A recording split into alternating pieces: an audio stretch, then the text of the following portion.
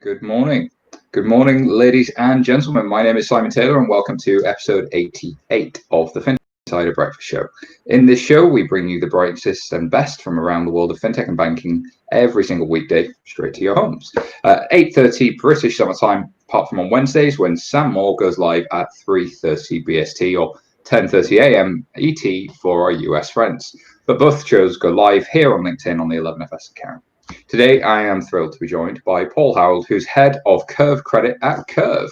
On today's show, we're going to be taking a look at Curve Credit's business model and products, and how products like theirs can enhance customers' engagement with retailers.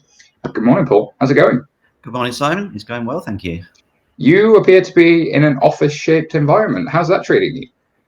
I am in an office-shaped environment, and there are two reasons for that. The first is I couldn't forego the opportunity to get a little bit of our wonderful creatives behind, so I couldn't forego that opportunity. Secondly, I have no internet at home because I'm in that strange hiatus period when you move house where, having bought and paid for internet, there's some strange delay for no obvious reason. So in order to talk to you, I also had to be in the office. Yeah, why not wait 2 weeks for no apparent reason whilst the hamsters just run around in circles? It's internet. Who knows? We wouldn't stand for that kind of experience in fintech, and I'm sure, fortunately, the people that are watching on LinkedIn wouldn't stand for that either, but they can send us their questions. So if you are watching, we do love to get your questions. Remember to type them into the sidebar, and we'll be answering them live on this show with Paul for you. But Paul, before we get to those questions and some of the questions I've got here, can you tell us a little bit more about your background before you got to Curve?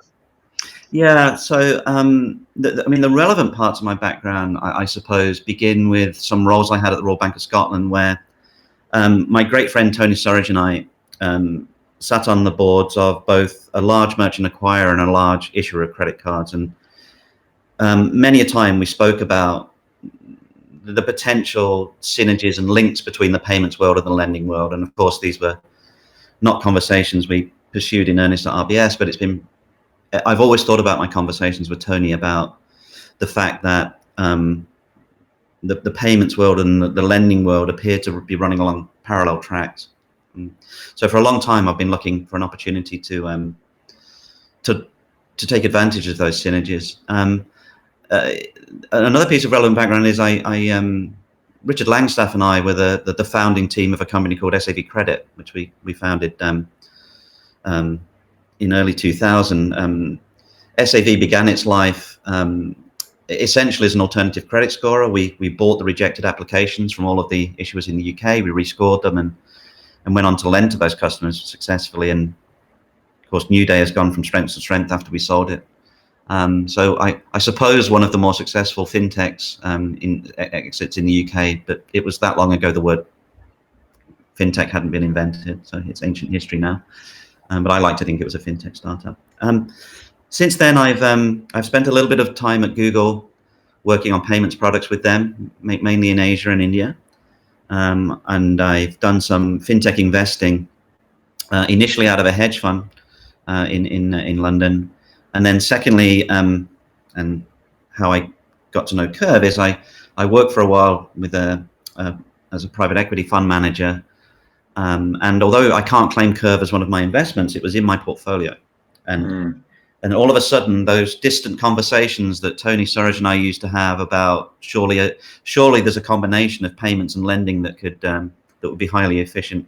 The planets align with these kinds of things. And I met Shahar and his truly amazing executive team, and thought, well, I think it's probably time to see if I can marry the lending world with the payments world, and that's what brought me to Curve. In fact, is the opportunity to work with Shahar and the team.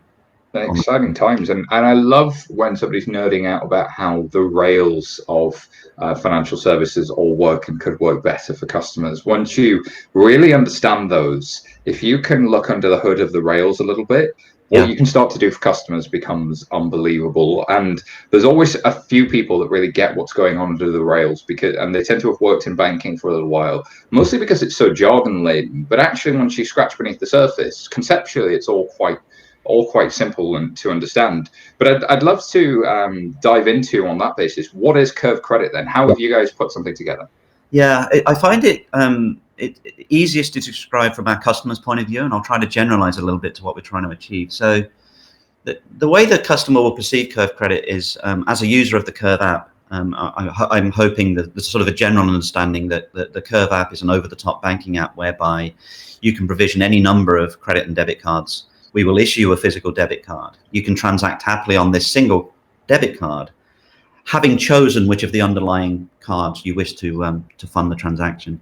It's actually a very, very beautiful model, but I won't evangelize too much about Curve OS, but clearly I think a lot of it, and so did my private equity fund.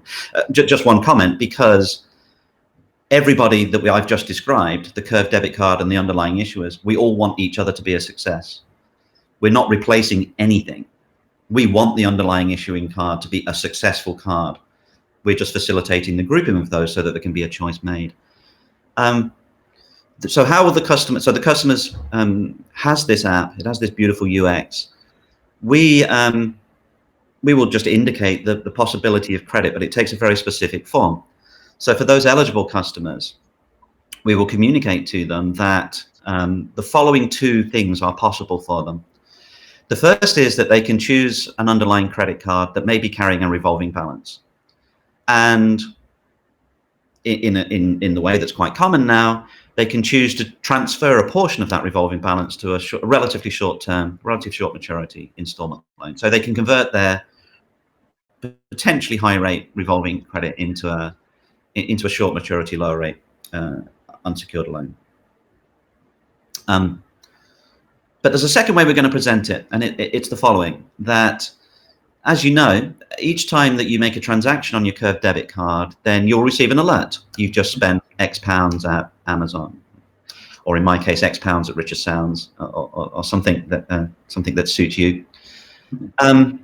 You will already know, because we will have communicated to you what we deem to be your level of affordability.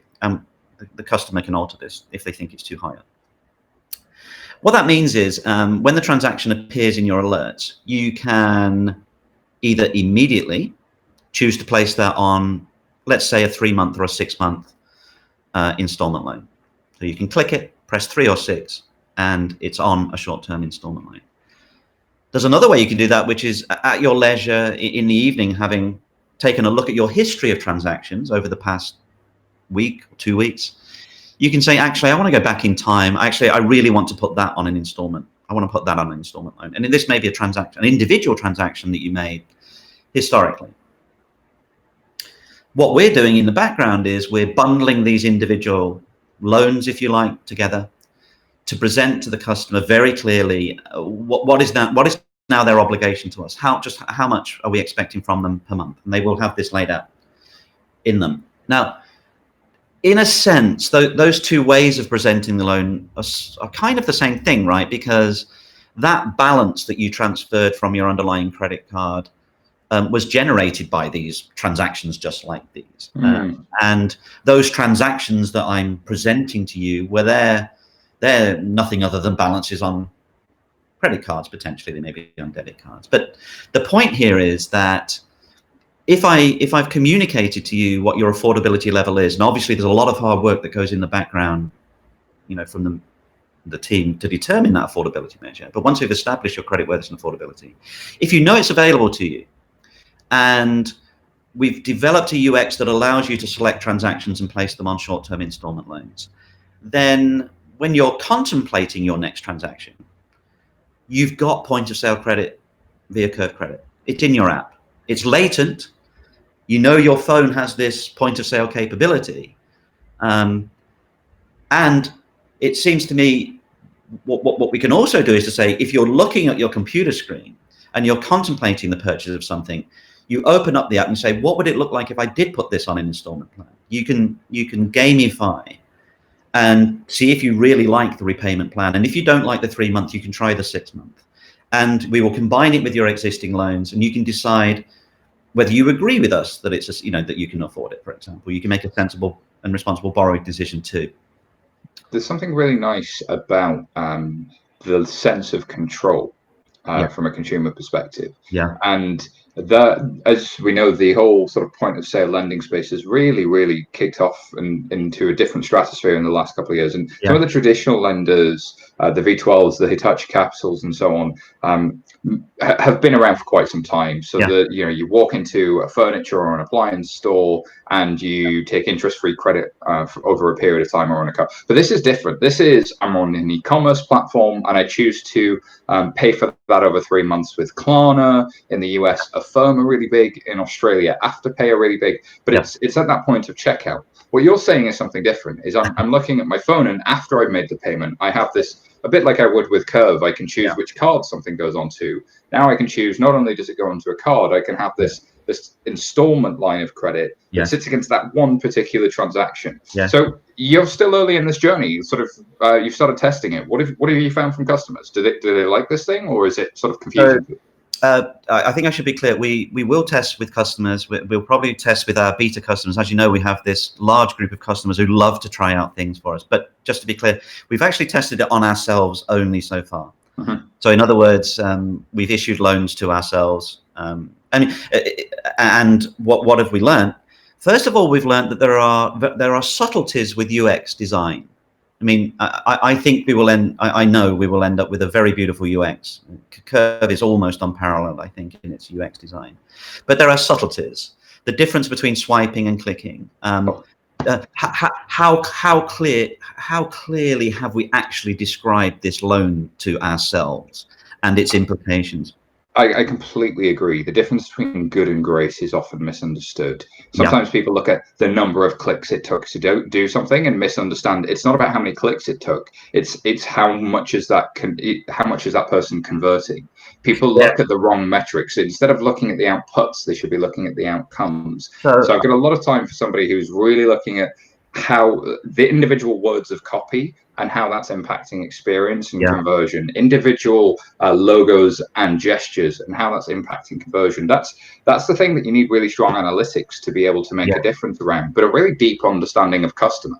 Yes. So I think the correct word is ergonomic. So I like so Simon, let me give you let me agree with you in the following way. I don't really care about number of clicks. If each click inevitably and logically follows the previous click in a way that's manifest to the consumer that they're going along an information journey, it doesn't matter. It's the inevitability. But a jarring journey where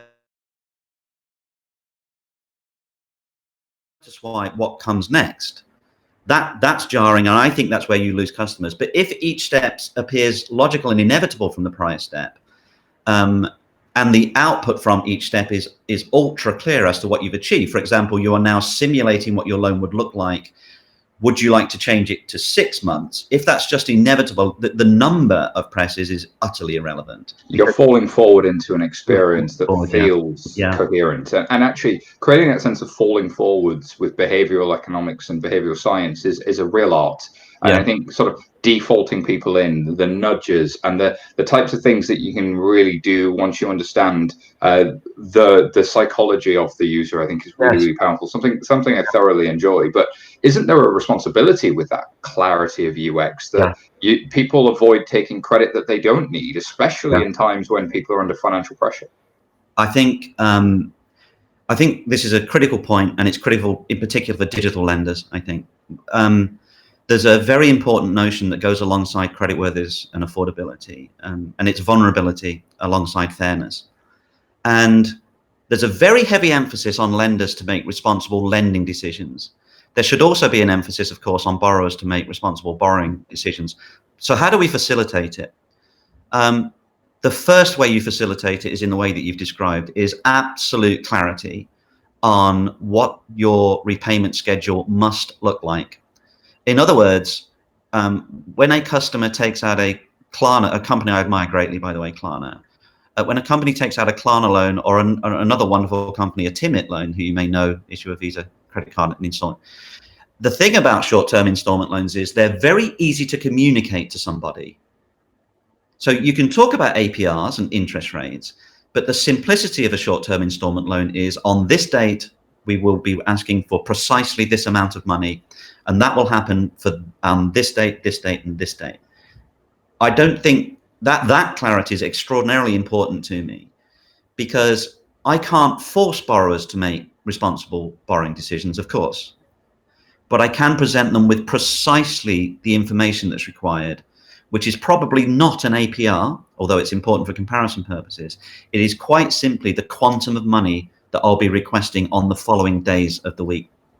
We've done countless research where consumers don't understand APRs, and yet the regulator seems insistent on pushing APRs for comparison purposes, because absolute prices are difficult to understand the difference between, and I can understand that. But it's really is sort of when you really center yourself in the user, these things become quite different. I want to make sure that our audience knows. Please do keep sending your questions in. Make sure you get your questions to Paul. What do you want to know about Curve Credit? What do you want to know about Curve? Send in those questions, people.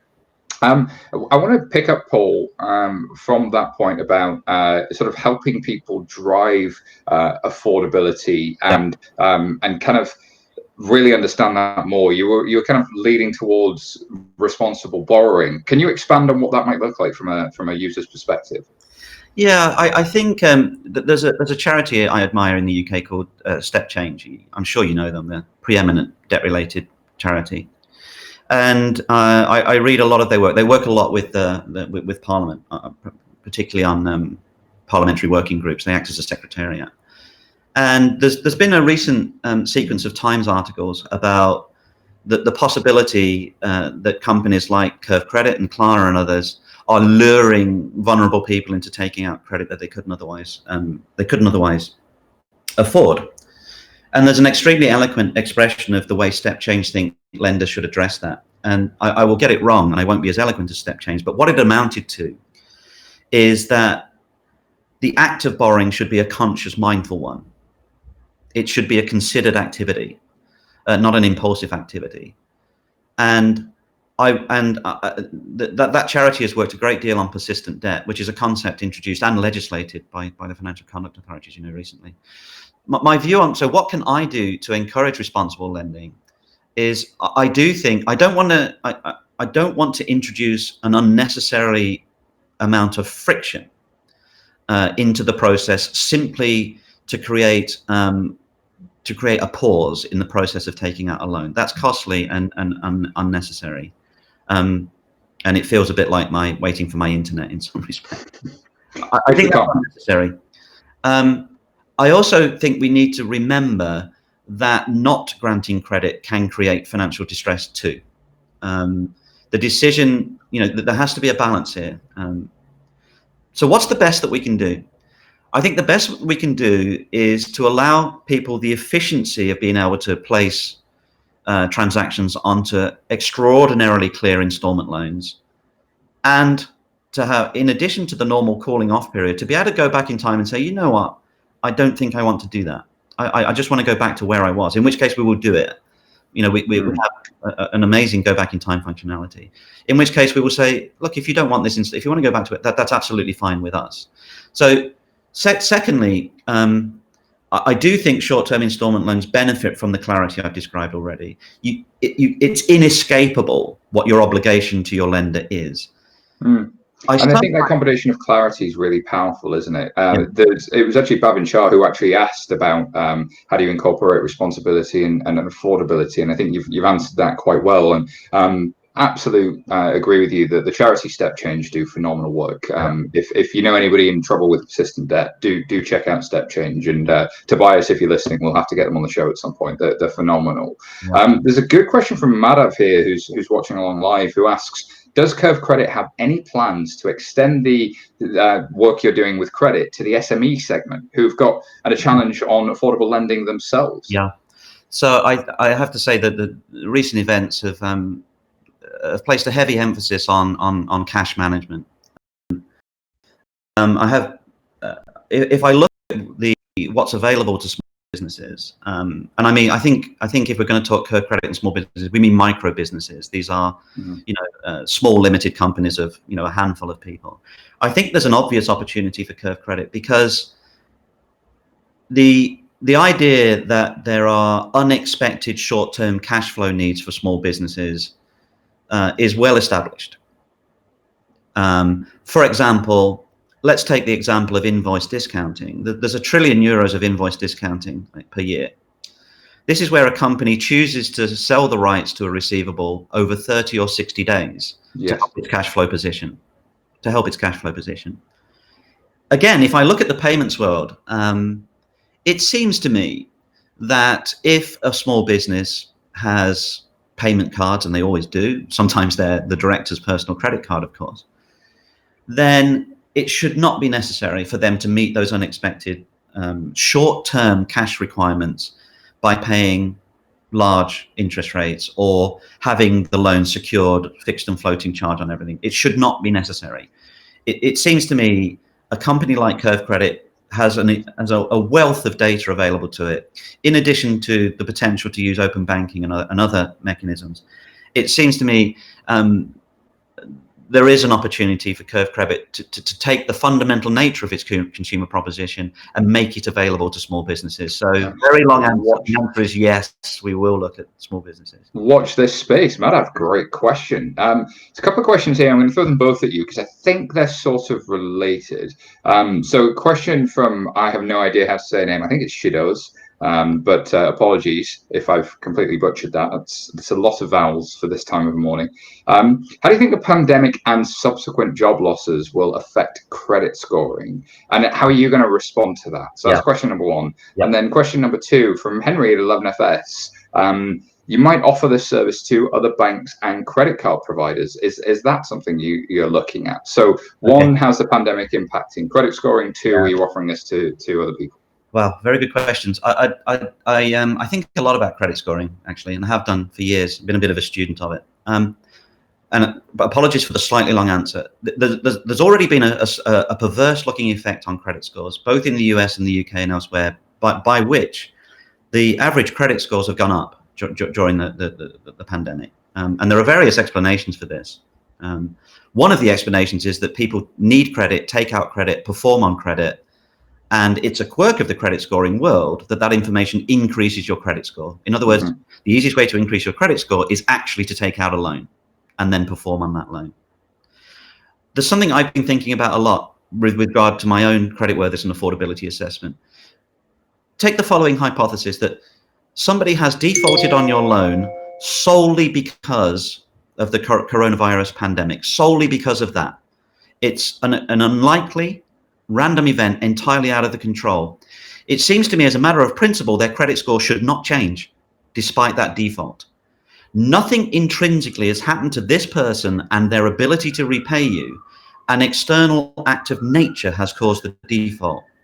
So observation number one is there are effects on credit scores that I find perverse and unnecessary, and that we must find a way to take out what an insurance world would call an act of God. It seems to me, as a matter of logic and principle, it cannot affect your creditworthiness. It's something else that's caused the default. So I think we have a lot of work to do in the credit assessment world to disentangle completely exogenous effects that have caused a person's creditworthiness to go down. And that's my first observation. My second observation is the correct response to something that's outside an individual's control is forbearance. Now, the FCA have mandated this because we have an effect that's global. So they've said two things. One is issuers and lenders should offer forbearance or payment holidays, I mean very specifically. And they've told, quite rightly in my view, the credit scoring world that it should not affect credit scores. I'd like to just generalize that though. Let's suppose there's an idiosyncratic event that occurs to an individual. For example, they lose their job because of events to do with their sector. I think the same principle applies. You know, your affordability must change, I think, because it's a cash flow thing. Has that individual's creditworthiness actually changed, though, if it's distinct from affordability? Absolutely not. It has not. There has been an external event that's impinged upon that person that has caused them to default. The correct response is to have a much longer view of what we call the arrears process. And that is to say, this is a person who is not repudiating their contract. They have a willingness to repay me. They've lost the ability to repay me. The correct response here is long-term forbearance, so I can rehabilitate, because nothing has changed to this person. Yeah. And for the lender, that's net more profitable if you can rehabilitate them. Your impairments would probably be lowered, and your cost of impairment would go down. Impairments, of course, being losses due to non-performing loans in financial services. It's not in any lender's interest to lend to people that can't pay you back.